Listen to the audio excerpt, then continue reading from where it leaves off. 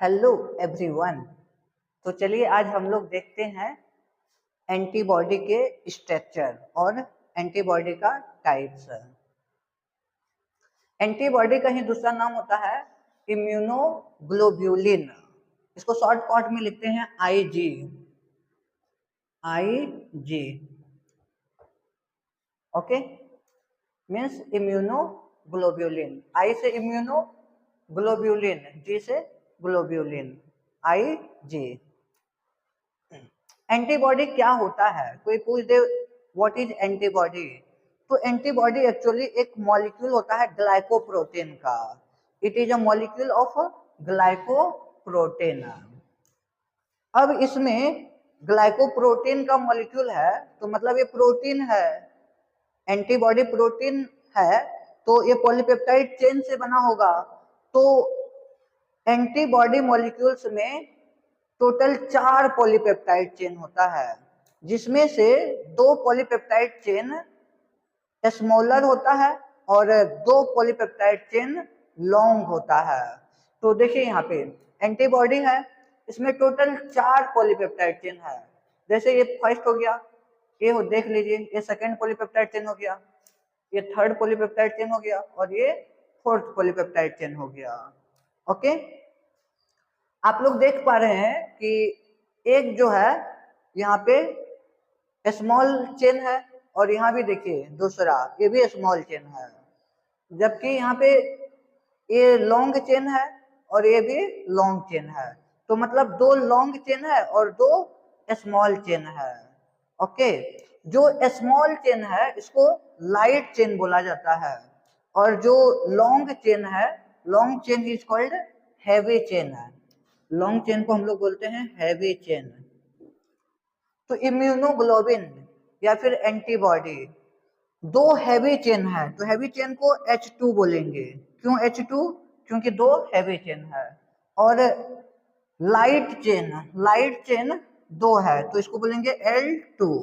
तो means antibody can be represented as H2L2। क्यों बोले H2 और L2? क्योंकि 2 हैवी चेन है और 2 लाइट चेन है। ओके, हैवी चेन कौन सा हुआ? Longer chain of antibody. और लाइट चेन कौन सा हुआ? शॉर्ट और small polypeptide chain of antibody. Small polypeptide chain of antibody is called light chain and longer polypeptide chain of antibody is called heavy chain. और दोनों 2 होता है तो इसलिए H2L2 से हम लोग एंटीबॉडी को रिप्रेजेंट करते हैं। ओके, एंटीबॉडी का दोनों polypeptide chain, heavy polypeptide chain आपस में जुड़ता है डाइसल्फाइड बॉन्ड से। डाइसल्फाइड बॉन्ड हैवी चेन को आपस में जोड़ता है। तो मतलब दोनों पॉलीपेप्टाइड चेन आपस में जुड़ा होता है डाइसल्फाइड बॉन्ड से। दोनों पॉलीपेप्टाइड चेन वाई शेप्ड में जुड़ता है। और यदि हम लोग टॉप एंड की बात करें एंटीबॉडी का टॉप एंड, तो कोई भी एंटीजन इसी टॉप एंड में आकर के बाइंड होता है। ओके, तो इसको बोला जाता है antigen binding site. Top and को हम लोग बोलते हैं एंटीजन बाइंडिंग साइट। ओके, क्योंकि यही एंटीजन को रिसीव करेगा। तो यहाँ पे जो एंटीजन बाइंड होता है, कैसे बाइंड होता है? एंटीजन एक्चुअली जैसे लॉक है, लॉक में हम लोग की डालते हैं, ताला है, ताला में चाबी डालिए, तो चाबी डालने के बाद तो वो लॉक हो जाता है। ठीक उसी प्रकार यहाँ पे देखिए, ये जो है 2 पॉलीपेप्टाइड चेन है यहाँ पे, और यहाँ पे लॉक जैसा है, लॉक। ठीक ना, यहाँ पे एंटीबॉडी आएगा, एंटीजन आएगा, एंटीजन यहाँ पे एकदम लॉक हो जाएगा, एंटीजन यहाँ पे लॉक हो जाएगा।